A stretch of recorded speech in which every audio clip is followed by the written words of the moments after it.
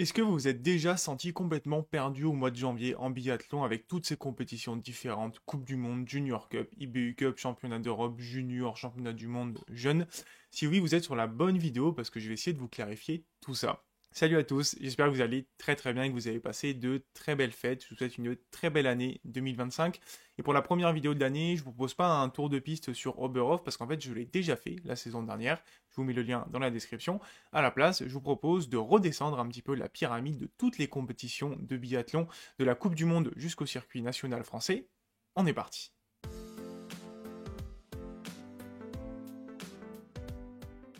Et on peut donc commencer par la Coupe du Monde, bien sûr, qui est organisée depuis 1977 et qui est tout en haut de la pyramide des compétitions de biathlon, avec bien sûr les mondiaux et les Jeux Olympiques. Elle réunit donc les meilleurs biathlètes de la planète avec une saison en 9 étapes qui propose 8 courses différentes. Au niveau individuel, on a l'individuel qui peut aussi être un individuel un peu plus court, le sprint, la poursuite, la mass start, et au niveau des relais, on a le relais femme, le relais homme, le relais mixte et le relais mixte simple. Donc on a 9 étapes de Coupe du Monde qui vont en général se dérouler du jeudi au dimanche avec 1 à 2 épreuves par jour. Le week-end souvent c'est 2 épreuves par jour. Sauf pour la première étape de la saison qui est un petit peu plus longue maintenant, comme ce qu'on a eu à Contiolati où ça s'est fait sur quasiment 2 semaines avec plus d'épreuves. Normalement c'est 6 épreuves par manche de compétition. Comme vous le savez, la plupart des étapes de Coupe du Monde vont se dérouler en Europe, mais on a de temps en temps des passages en Amérique du Nord, États-Unis, Canada comme la saison dernière. Ou alors en Asie, on a eu des passages en Chine et en Corée du Sud, notamment en lien avec les Jeux Olympiques. On a donc 3 blocs de compétition, en décembre 3 étapes, en janvier 3 étapes et en mars 3 étapes. Et bien sûr, entre le deuxième et le troisième bloc, on a le sommet de la saison qui dure 2 semaines en général, les championnats du monde 3 ans sur 4 et les Jeux Olympiques 1 année sur 4. On a donc les meilleurs biathlètes qui participent à la Coupe du Monde et à chaque course, on peut avoir maximum 110 biathlètes au départ, puisqu'on a un système de quotas qui est très bien résumé dans ce tableau. Plus une nation est bonne en termes de classement à la Nations Cup de la saison précédente, plus elle a le droit à avoir des biathlètes sur une course, avec un maximum de 6 biathlètes pour les meilleures nations comme la France, la Norvège ou la Suède, et on va redescendre jusqu'à la 25e nation. On voit aussi à la fin de ce tableau qu'on a des NF Wildcards, ça veut dire qu'en gros pour les nations qui n'ont pas de quota parce qu'elles sont hors du top 25 dans la Coupe des Nations, eh bien elles peuvent avoir un quota en plus par nation si le biathlète remplit les critères. Il faut avoir suffisamment d'IBU Qualifying Points. Et on arrive donc sur ce truc un peu obscur du biathlon, ces fameux IBU Qualifying Points. En fait, pour certaines courses, donc en IBU Cup, Championnat d'Europe, en Coupe du Monde, lors des mondiaux et aux Jeux Olympiques, eh bien, en plus des points qu'on va marquer pour son classement général, eh bien, on marque à chaque course des IBU Qualifying Points, donc uniquement pour le sprint, l'individuel et le super sprint, le cas échéant, donc pas pour la poursuite et la mass start.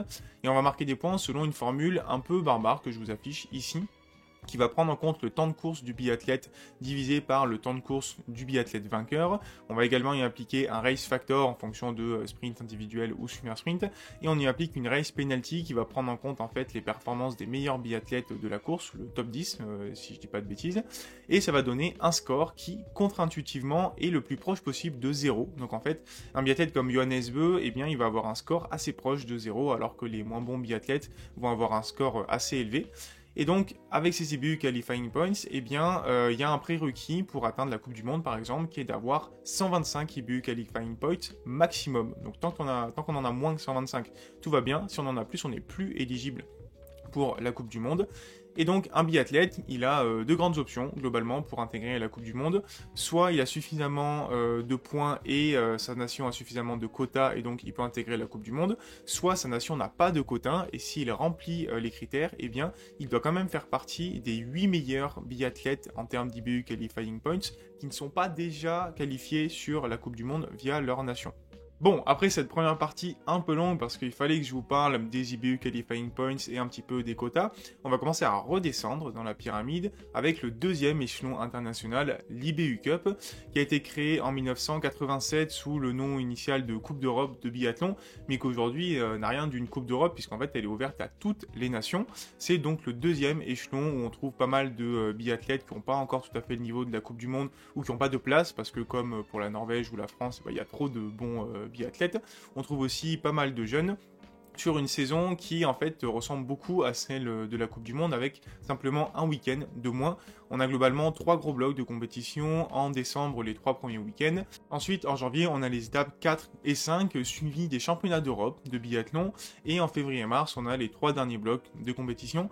Les sites visités sont pour la plupart en Europe, de temps en temps en Amérique du Nord et souvent on va passer dans des pays où la Coupe du Monde passe mais sur des sites différents. Je peux vous citer Idrefal en Suède, Schuchen ou Geilo en Norvège, Obertilia en Autriche, Valridana, Martel en Italie, Harbour en Allemagne, etc.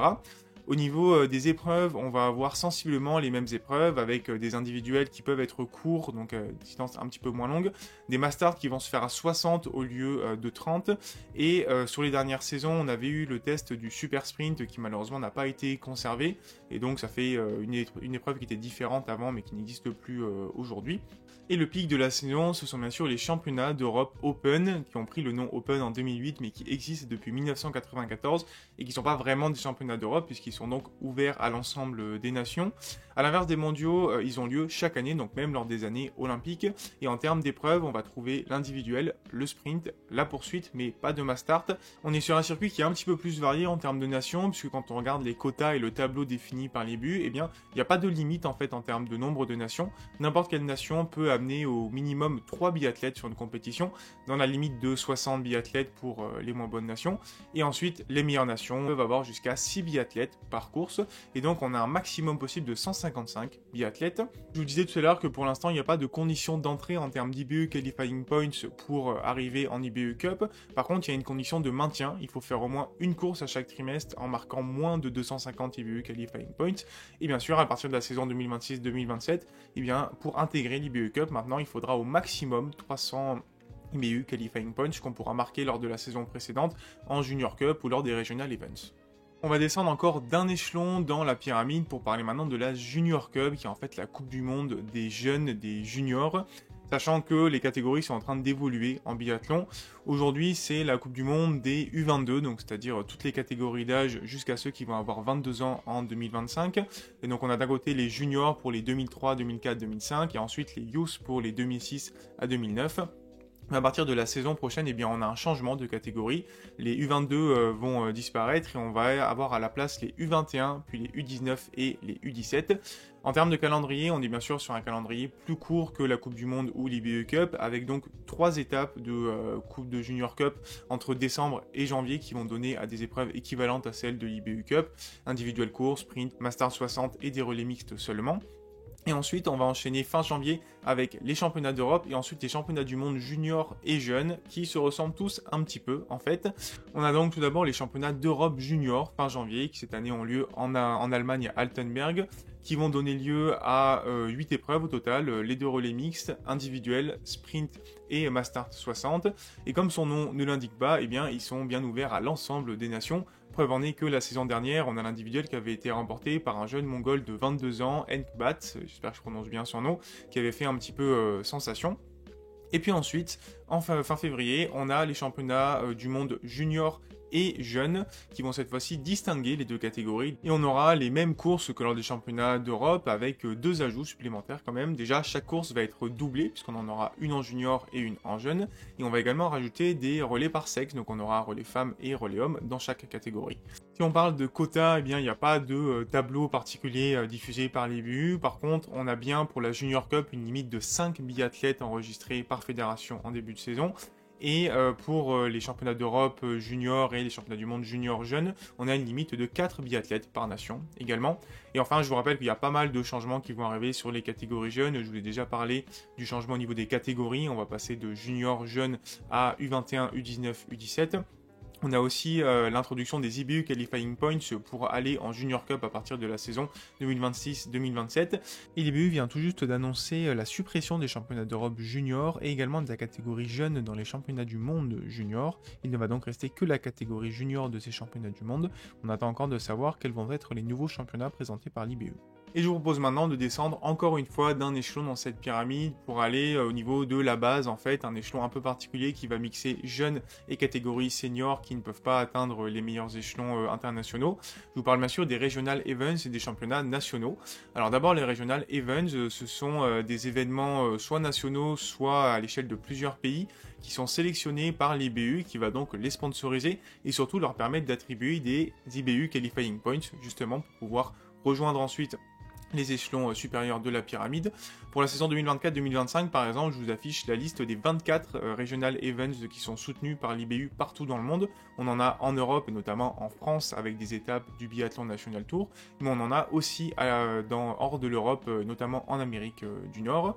Et donc en France, on a deux circuits qui vont s'enchaîner. Finalement, le BST pour Biathlon Summer Tour en septembre-octobre à base de ski roue et de tir à la carabine. Et ensuite le BNT, donc SAMC Biathlon National Tour de décembre à mars qui se déroule sur la neige avec des skis de fond.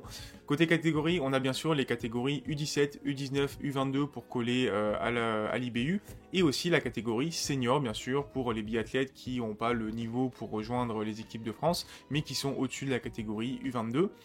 Ce Biathlon National Tour, il va passer dans la plupart des sites connus de France en dehors du Grand Bornand, comme Bessan, Les Saisies ou encore la Fécla.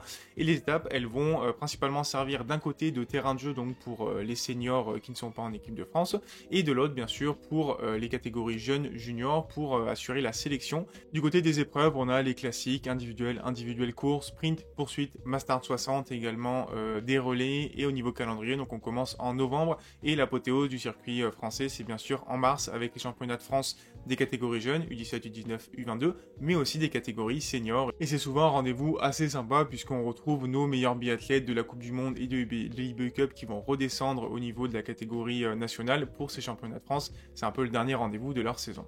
Et pour suivre l'ensemble des résultats de nos Français sur les circuits nationaux, mais aussi en Junior Cup, en IBU Cup et sur la Coupe du Monde, je me permets de vous parler de Thomas Bray, le speaker de la Coupe de France, donc du Biathlon National Tour, qui a ouvert récemment un podcast qui sort tous les mardis à 10h et sur lequel donc il relaie l'actu justement des circuits nationaux et des circuits jeunes. Je vous mets le lien dans la description.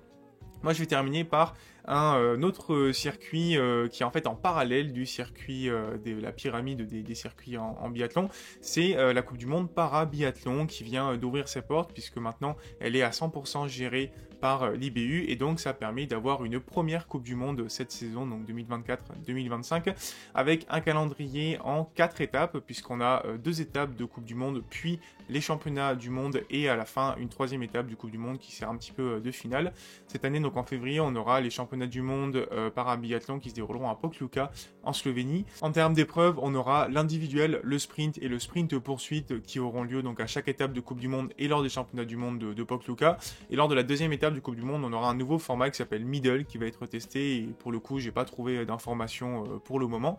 Voilà, c'est une petite introduction que je peux vous donner sur le para-biathlon. Si le sujet vous intéresse, n'hésitez pas à me le dire en commentaire. Je ferai peut-être une vidéo un petit peu plus détaillée sur le sujet. Et ça me permet donc de conclure cette longue vidéo finalement qui m'a permis de vous détailler un petit peu la grande pyramide des différents circuits en biathlon. J'espère que cette vidéo en tout cas vous aura plu. Comme d'habitude, si c'est le cas, n'hésitez pas à me le dire en commentaire, à liker la vidéo, la partager, également à vous abonner à la chaîne. Je vous souhaite une très belle journée, je vous dis à très bientôt. Ciao ciao.